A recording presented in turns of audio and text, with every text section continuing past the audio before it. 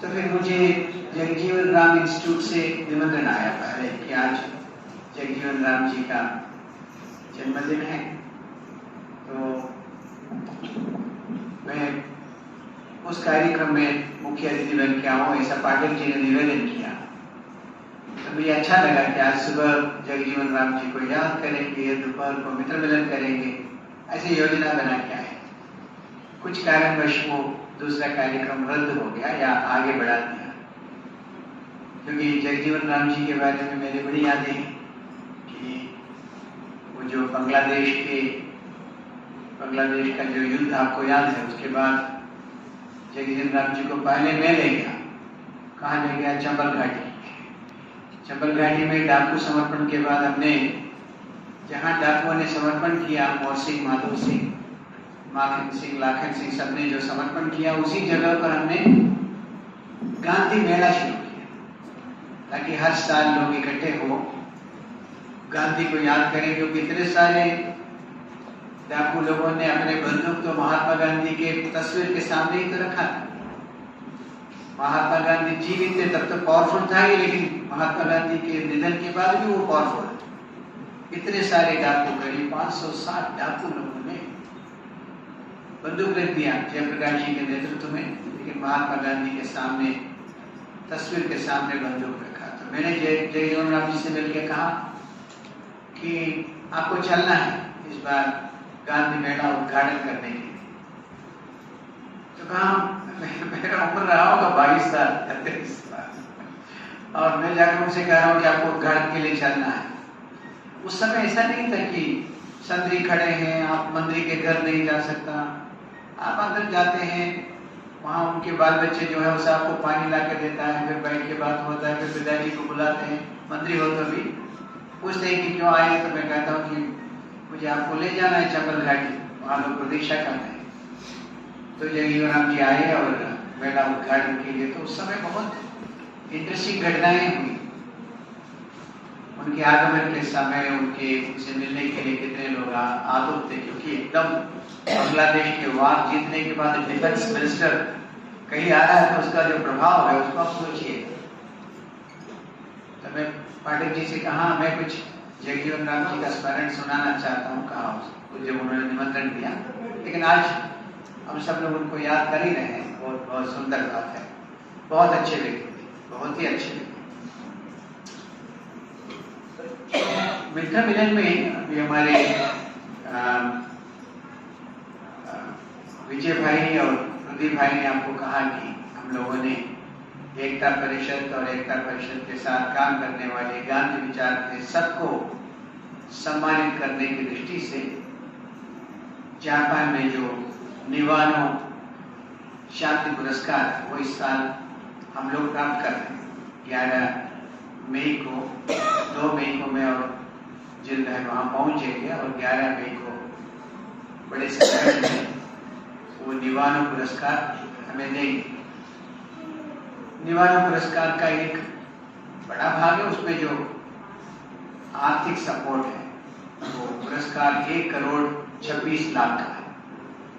तो 1 करोड़ 26 लाख अगर बांटना शुरू करें हमारे संगठन के अंदर तो सबको 1-1 रुपया मिलेगा, नहीं उससे ज्यादा बाहर से कोई फायदा नहीं है। इसको एक जगह इकट्ठा रखा जाए, लेकिन दिक्कत क्या है कि इसमें 40 लाख तो सरकार ले जाएगा टैक्स में, तो 40 लाख गया तो बाकी होगा कुछ 80 लाख। उसको एक शांति के काम के लिए उस पुरस्कार को एक धन के रूप में सुरक्षित रखें और उसका जो इंटरेस्ट होगा, ब्याज होगा, उससे जहाँ जहाँ लोग शांति के प्रयास कर रहे हैं, जहाँ जहाँ तनाव को दूर करने के लिए लोग प्रयास कर रहे हैं, उनको मदद कर सकें। तो मई महीने के बाद हम सब लोग मिलके शांति के काम करने वाले लोगों को मदद करने के लिए करीब 70-80 लाख रुपए का एक फंड कायम करेंगे। तो उसका एक महत्व वो है कि हम लोग उस पैसे को इस्तेमाल करके आगे से शांति के काम को करने वाले लोगों को मदद कर सकें। मैं अभी राम लखन भाई से पूछ रहा था कि क्या हालत है।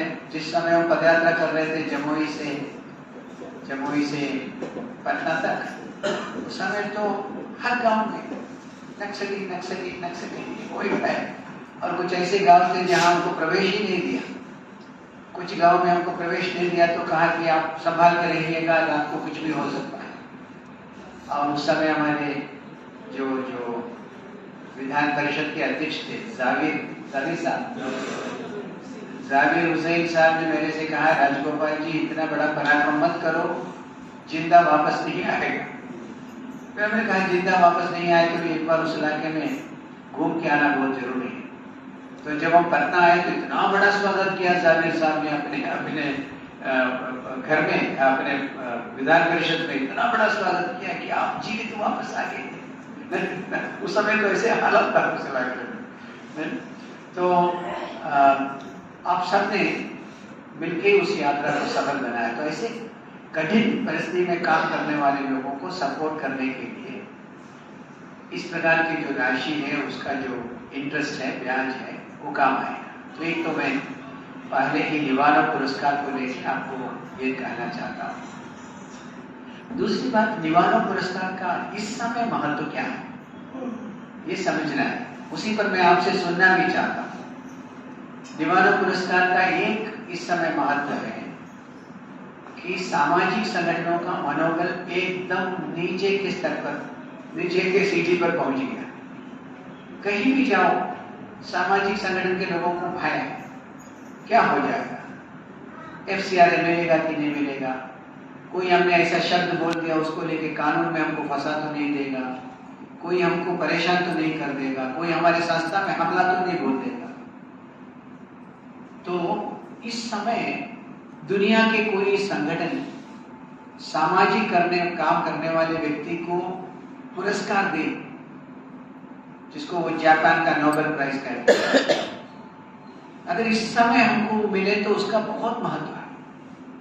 महत्व इसलिए कि सामाजिक काम करने वाले लोगों का जो मनोबल कम हो रहा है, उस मनोबल को दोबारा खड़ा करने का मौका है। इसका मतलब देश में सामाजिक काम का, मानव अधिकार के काम का कोई महत्व नहीं हो, कोई बात नहीं, कि दुनिया के सामने उसका महत्व है। दुनिया के लोग चाहते हैं कि हर देश में मानव अधिकार के लिए खड़े होने वाले लोग, गरीबों के साथ खड़े होने वाले लोग, जल जंगल जमीन के मुद्दे पर खड़े होने वाले लोगों की संख्या बढ़े। दुनिया चाहती है, भारत नहीं चाहता, अलग बात है। भारत के सरकारों को लगता है ये सब देशद्रोही काम है, इसको करना नहीं चाहिए। भारत के बारे में सिर्फ प्रशंसा करना चाहिए, भारत का कोई आलोचना नहीं करना चाहिए। अभी वो डेमोक्रेसी कम हो रहा है देश में, इतना कह दिया जाकर, विदेश में तो उसको देशद्रोही का बैनर लग गया, ठप्पा लग गया।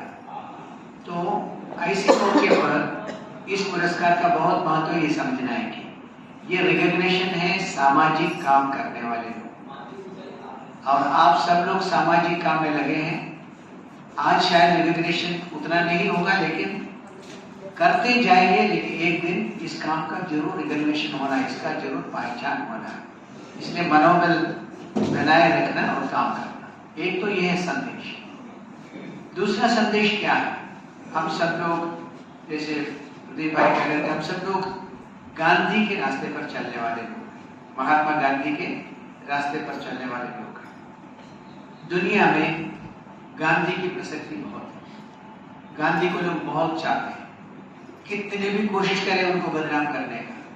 बदनाम सिर्फ भारत में नहीं करते, यहाँ से लोग हवाई जहाज में बैठकर अमेरिका में जाके, इंग्लैंड में जाके, फ्रांस में जाके निरंतर कोशिश कर रहे हैं कि गांधी को बदनाम किया जाए। ये कहा जाए गांधी के कारण इस देश का ये दुर्गति हुई है। और गांधी के विरोध में जितनी लिख सकते हैं, किताब लिखो या सोशल मीडिया में लिखो, और गांधी को कितना छोटा कर सकता उतना छोटा कर। लेकिन दुनिया के लोगों को मालूम है कि गांधी किस प्रकार शांति और अहिंसा के लिए इतना बड़ा काम किया। ऐसी एक दुनिया में जहां सब लोग कहते हैं कि बंदूक से ही काम होगा, ऐसे एक दुनिया में जहां सब लोग कहते हैं कि युद्ध से दूसरों को हराना ही एकमात्र काम है, ऐसे एक दुनिया में एक व्यक्ति को ये कहने का हिम्मत आ जाए, अहिंसा के रास्ते से सामने वाले को परास्त किया जा सकता है, सामने वालों को समझाया जा सकता है। तो ये भगवान बुद्ध के बाद एक अगला अवतार है। लेकिन भगवान बुद्ध के समय बंदूक नहीं था, उसका आविष्कार नहीं हुआ था उस समय, तीर कमान का दुनिया था। लेकिन गांधी आते आते उस समय बंदूक और क्या क्या बड़े बड़े हथियार लोगों ने इन्वेंट कर दिया था, खोज कर दिया था कि कैसे बंदूक बनाना है, कैसे बंदूक से मारना है। बंदूक की कहानियां पढ़ेंगे तो आपको मालूम पड़ेगा कि बंदूक के आविष्कार से, बंदूक के आविष्कार के पहले का दुनिया और बंदूक के आविष्कार के बाद की दुनिया एकदम भिन्न है। कितने देशों को कब्जा किया वो सब बंदूक के आविष्कार के बाद। उन देशों के लोगों ने बंदूक का आविष्कार नहीं किया था, लेकिन जिसने बंदूक का आविष्कार किया वो दूसरे देशों को काबिज कर दिया, जाकर काबिज कर दिया बंदूक के द्वारा। तो बंदूक के आविष्कार के पहले जो दुनिया है उससे एकदम भिन्न दुनिया है बंदूक के आविष्कार के बाद की दुनिया। ऐसी एक दुनिया में किसी को हिम्मत आ जाएगी कहने का कि बंदूक का सामना कर लेंगे हम, अहिंसा के माध्यम से कर लेंगे हम, अद्भुत बात है। इतने बड़े काम करने वाले व्यक्ति को छोटा करने का कोशिश करे कोई भी देश, गर्व करने के बदले हमारे देश में इतना महान एक व्यक्ति पैदा हुआ। इसलिए एक बहुत बड़ा वैज्ञानिक था आइंस्टाइन करके, आपने सुना होगा आइंस्टाइन का नाम, अल्बर्ट आइंस्टाइन। अल्बर्ट आइंस्टाइन ये आविष्कार किया, बम का आविष्कार किया, न्यूक्लियर बम, जो डालने से जापान में लाखों लोग एक ही दिन मर गए। वो आविष्कार करने वाला, इतना बड़ा बम के आविष्कार करने वाला क्या कर रहा है? उन्होंने कहा सारे वैज्ञानिक मिलके दुनिया को खत्म करने का रास्ता खोजा, लेकिन महात्मा गांधी अकेले दुनिया को बचाने का रास्ता खोजा। ये दुनिया में सबसे बड़े बम आविष्कार करने वाला व्यक्ति कह रहा है। आइंस्टाइन कह रहा है कि सब साइंटिस्ट मिलके, सब वैज्ञानिक मिलके दुनिया को खत्म करने का रास्ता खोजा, लेकिन एक ही व्यक्ति अकेले दुनिया को बचाने का रास्ता किया। महात्मा गांधी के बारे में आइंस्टाइन ने कहा इस बात को। तो कितना महान हुआ होगा, कितने महान व्यक्ति रहा होगा। इसलिए ये जो अवार्ड है, ये जो पुरस्कार है, राजगोपाल का एकता परिषद का काम, ये महात्मा गांधी के रास्ते पर चलने का अवार्ड है। तो उस दृष्टि से इसका बहुत महत्व है, गांधी का बहुत महत्व है, इस बात को समझना है। तीसरा, ये अवार्ड अहिंसा का अवार्ड, नॉन वायलेंस का अवार्ड, बंदूक का अवार्ड नहीं है, मारकाट का अवार्ड नहीं है, ये अहिंसा का अवार्ड, अहिंसा का सम्मान, कि अहिंसा के रास्ते से, जैसे भारत को आजादी के लिए अहिंसा का रास्ता इस्तेमाल हुआ, वैसे हम लोगों ने, आपने सब मिलके एक नया तरीका निकाला अहिंसा के रास्ते से जल जंगल जमीन की लड़ाई कैसे लड़ी। तो कभी 25,000 लोग जा रहे हैं दिल्ली की ओर, कभी 1 लाख लोग जा रहे हैं दिल्ली की ओर। साधारण को पैर में चप्पल नहीं, फटा पुराना कपड़ा, एक बार खाना खा रहे, सड़क पर सो रहा है। अहिंसा का जो प्रदर्शन है, अहिंसा का जो स्केलिंग अप, ऐसा कह रहे हैं कि अहिंसा एक आदमी कर सकते हैं, 10 आदमी कर सकते हैं, लेकिन आप लोगों ने साबित किया अहिंसा को एक साथ 1 लाख लोग कर सकते हैं।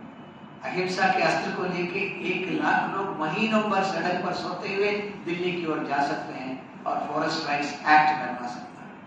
तो उस दृष्टि से अहिंसा का सम्मान, तो मैं मानता हूं कि आपका सबका सम्मान, निवाला पुरस्कार 1 करोड़ 26 लाख रुपए का पुरस्कार माने, उसकी ख्याति बहुत है पुरस्कार का। तो उस पुरस्कार आप सब जो गांधी के रास्ते पर चलने वाले लोग, अहिंसा के रास्ते पर चलने वाले लोग, इतने बड़े संघर्ष के माध्यम से, अहिंसात्मक संघर्ष के माध्यम से इतने बड़े कानून को बदलने वाले लोग, आप लोगों का सम्मान है। इसलिए आप सबके लिए ताली बजाना।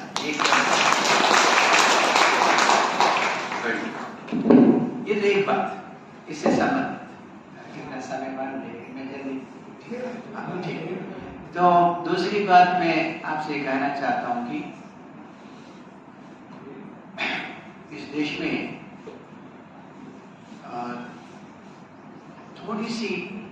थोड़ी सी विषमता है। सिर्फ सामाजिक संगठन के लोगों के अंदर भय नहीं है, भय सबके अंदर है।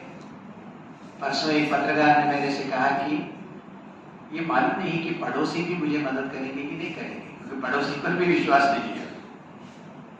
थोड़ा सा शंका है कि धर्म के नाम से, जाति के नाम से, अभी 2 दिन पहले आपके नालंदा में चल गया, वो प्रकट स्वरूप है, लेकिन अंदर अंदर ये भय है लोगों के अंदर, कब क्या हो जाएगा। तो सामाजिक संगठनों के अंदर भय है, क्या कब क्या हो जाएगा।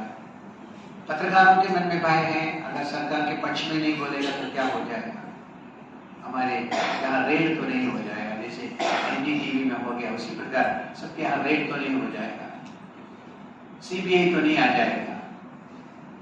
तो भय के माहौल बड़ा है इस देश में पिछले दिनों में। भय किसी भी समाज के लिए अच्छी बात नहीं। महात्मा गांधी ने अपने पूरी जिंदगी में यही सिखाया, भय मुक्त हो कीजिए, भय मुक्त होकर लड़ो, आजादी